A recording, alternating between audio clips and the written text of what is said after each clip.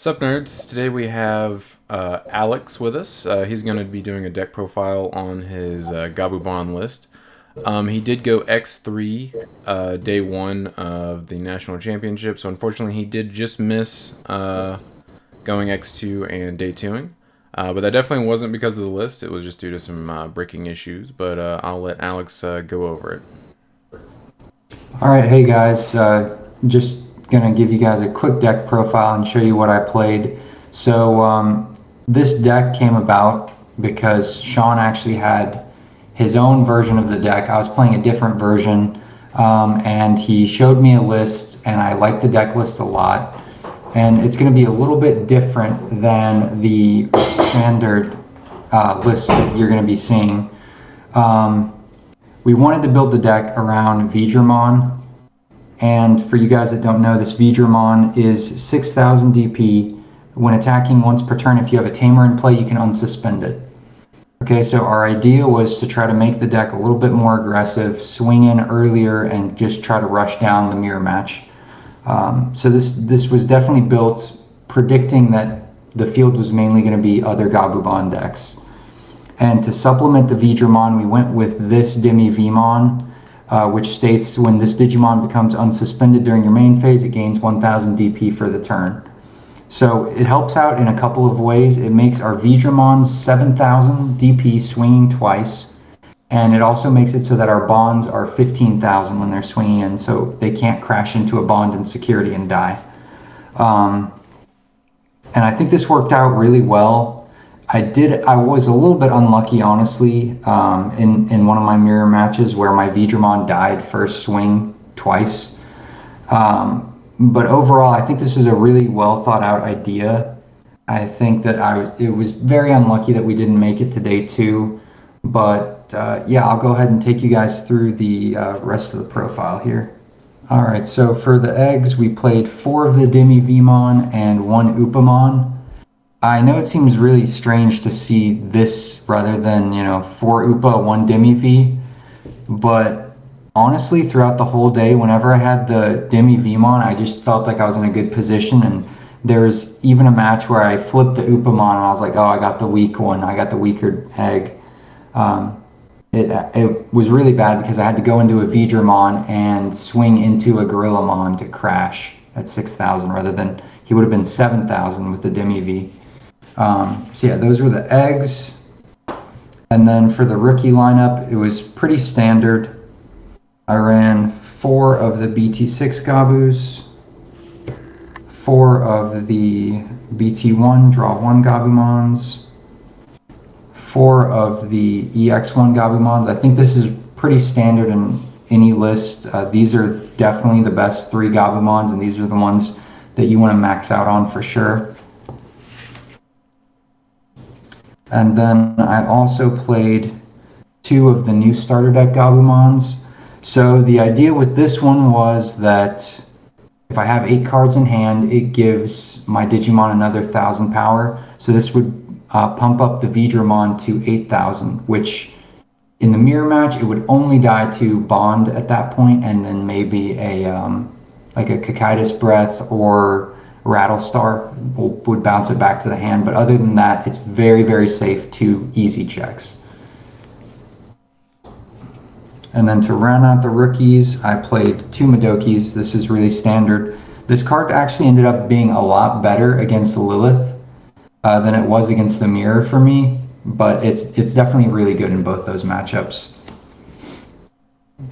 And for the champions, we've got 4 Lobos, 3 Kendos as my hybrids.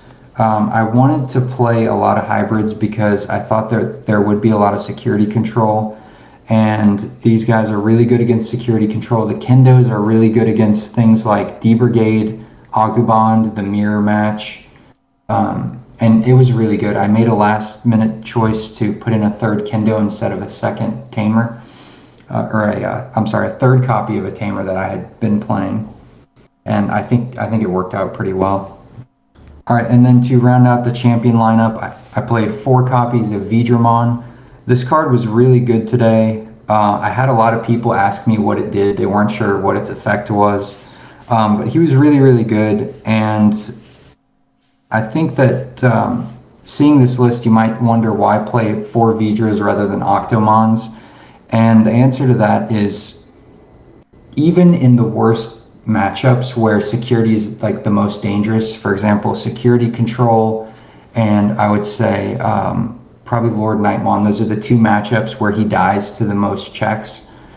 It only ends up being around 18 to 20 cards of the deck. So he has, I would say, over a 50% chance to survive the first check most of the time. And what's really good about him is he also provides like extra offensive pressure. There are situations where people thought I would promote my Gabumon and go into Bond, but in certain situations you don't want to give up that 2 security going into Bond. So Vidramon was really good. I do wish I could have made it to day 2 though, because I think there's a lot of. I wish I played more mirror matches too, because this card is just so good in the mirror match. So moving on, I played 4 Bonds. I opened Bond, 2 copies of Bond, so many games. And that's unfortunate. You never want to do that, but I think that playing 4 is necessary because you never want to need it and not have it. Because in that situation, you can just straight up lose a game. So that's why I went with the 4. And then for the Tamers, played 4 Mats, 3 Davis, which this is really standard, and then opted to play 2 copies of Sora and Joe. This was at 3, but I cut out the 3rd one for a 3rd Kendo. Sora and Joe helps out against a lot of matchups. It was really, really good against the mirror match. It's good against Diaboromon. It was actually really good against Jessmon because the guy got a Jessmon out and I just stripped all of its sources. I think it's just a really good card. A lot of people were playing 1 copy of it, and I decided to just go with 2 because I want to see it. It definitely helps out a lot. Plus, it synergizes pretty well with all of the hybrids I'm playing. So, yeah, I definitely like 2. I would not go back to 3 on this card. I think 2 is enough. And then finishing out is going to be the option cards. Played 4 Ice Walls. This card's really broken. I'm actually really excited for this to go to 1 because the deck won't have to rely as much on just having an overpowered card, and it'll be more about coming up with a good strategy and a good deck list, because you have to play 4. You have to play 4 of this card. It's that good. And then I played 3 Howling Memory Boosts. Howling is really good, and it synergized pretty well with the Sora and Joes. The one thing I would say is I would maybe cut 1 for like an absolute blast or something, just to have some sort of removal in my deck. That would help out a lot against Diaboromon, but it is a bad matchup anyway, you look at it.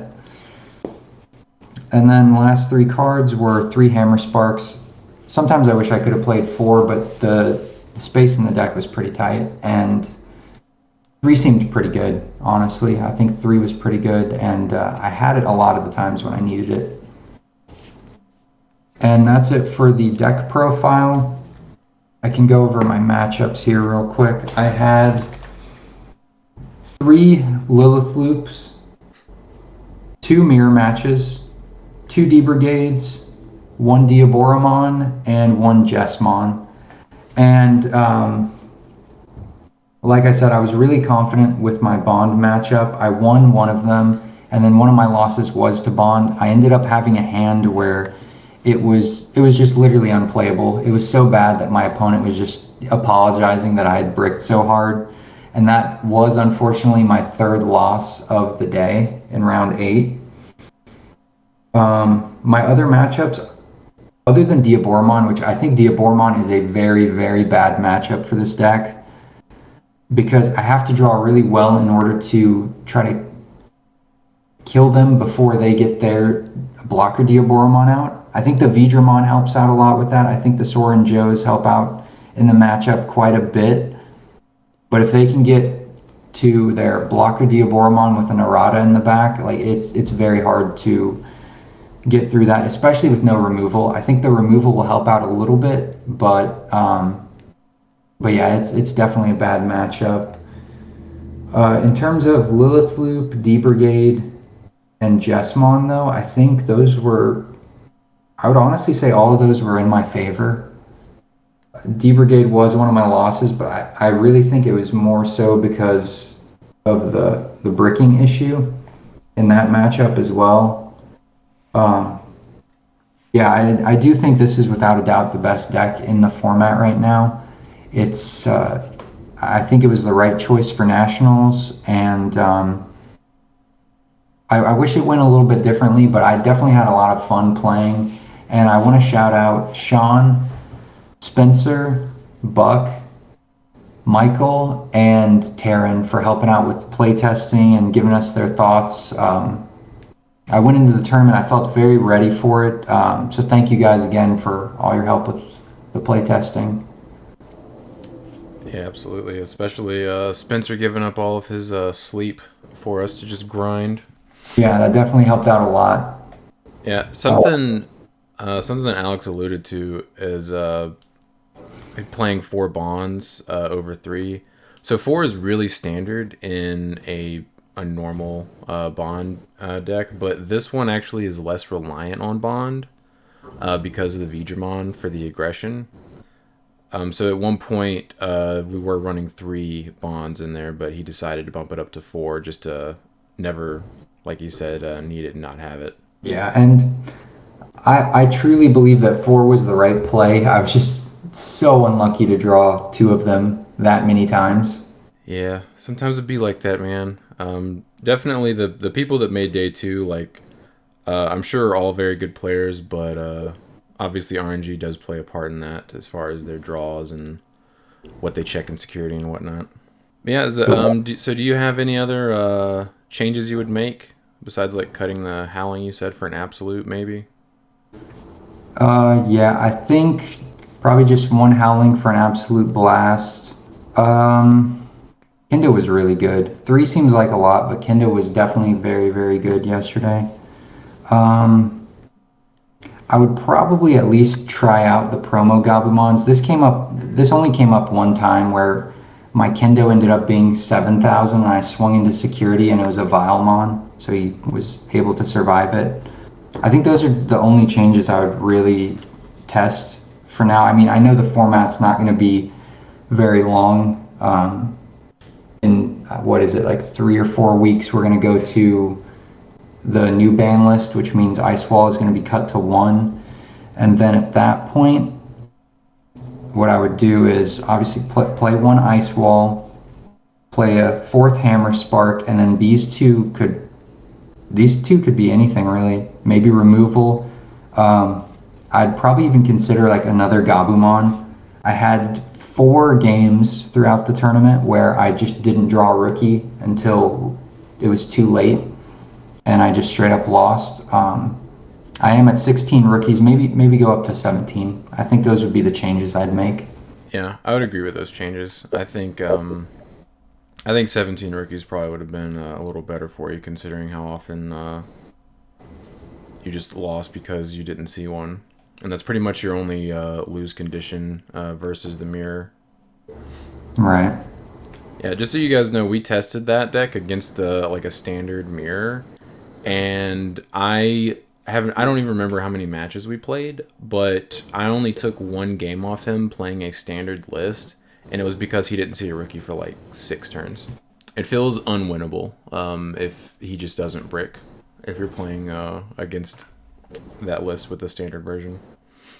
Yeah, because you got to think if you've got the Vidramon with the Demi V under it, he's 7,000. So we what we did was we went through some standard lists, and usually the only things it would die to would have been bonds, which people are playing usually four. I would count four, and then Octomons, which people play 2 to 4 copies of.